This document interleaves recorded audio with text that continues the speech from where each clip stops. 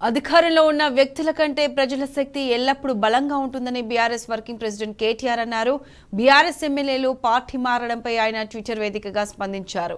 ఎమ్మెల్యేల పార్టీ ఫిరాయింపులను గతంలో 2004 నుంచి 2006 మధ్యలో కాంగ్రెస్ ప్రభుత్వం ఉన్నప్పుడు ఎదుర్కొన్నామని గుర్తు చేశారు.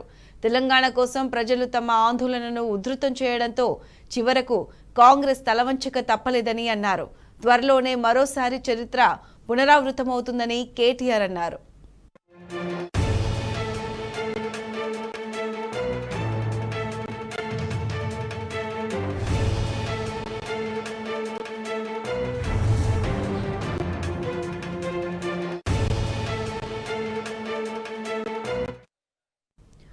అధికారంలో ఉన్న వ్యక్తుల కంటే ప్రజల శక్తి ఎల్లప్పుడూ బలంగా ఉంటుందని బీఆర్ఎస్ వర్కింగ్ ప్రెసిడెంట్ కేటీఆర్ అన్నారు.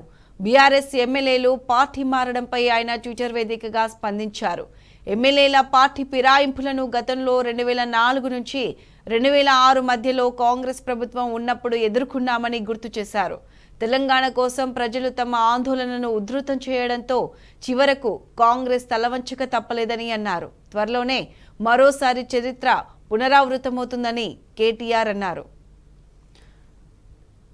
ఈ ట్వీట్ కి సంబంధించి పూర్తి అప్డేట్స్ మా ప్రతినిధి లివిల్ అందిస్తారు. లివిల్, ప్రతిషా ఇవాళ రాష్ట్రంలో ఏదైతే బీఆర్ఎస్ పార్టీకి సంబంధించిన ఎమ్మెల్యేను అక్రమంగా కాంగ్రెస్ పార్టీలో చేర్చుకున్న ఉదంతంపై బీఆర్ఎస్ వర్కింగ్ ప్రెసిడెంట్ కేటీఆర్ ఆసక్తిగా తెలియజేశారు. అధికారంలో ఉన్న వ్యక్తుల కంటే ప్రజల శక్తి ఎల్లప్పుడూ బలంగా ఉంటుందని గతంలో 2004, 2006 కాంగ్రెస్ ప్రభుత్వంలో ఉన్నప్పుడు అనేక మార్లు ఫిరాయింపుల ఎమ్మెల్యేలను కాంగ్రెస్ పార్టీలో చేర్చుకున్నారని చెప్పేసి కూడా ఈ సందర్భంగా గుర్తు చేశారు.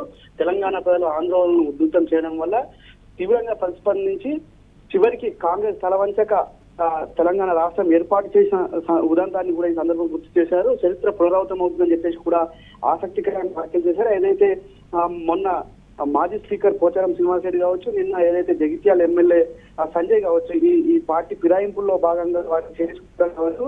ఇది ఒక ఎమ్మెల్యేల ఒత్తిడి తీసుకొచ్చి బలవంతంగా నేపథ్యంలోనే కేటీఆర్ చేశారు. ఏదైనా చరిత్ర పునరావృతం అవుతుంది ఖచ్చితంగా. నాడు 2004 నుంచి 2006 వరకు ఏదైతే తెలంగాణ ఉద్యమాన్ని అణిచేసేందుకు ఆనాడు కాంగ్రెస్ పార్టీకి సంబంధించి బీఆర్ఎస్ పార్టీ గుర్తు చేస్తూ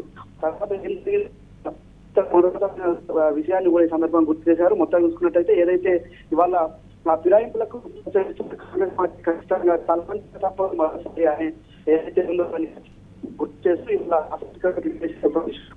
రైట్ లివిల్, థ్యాంక్ యూ.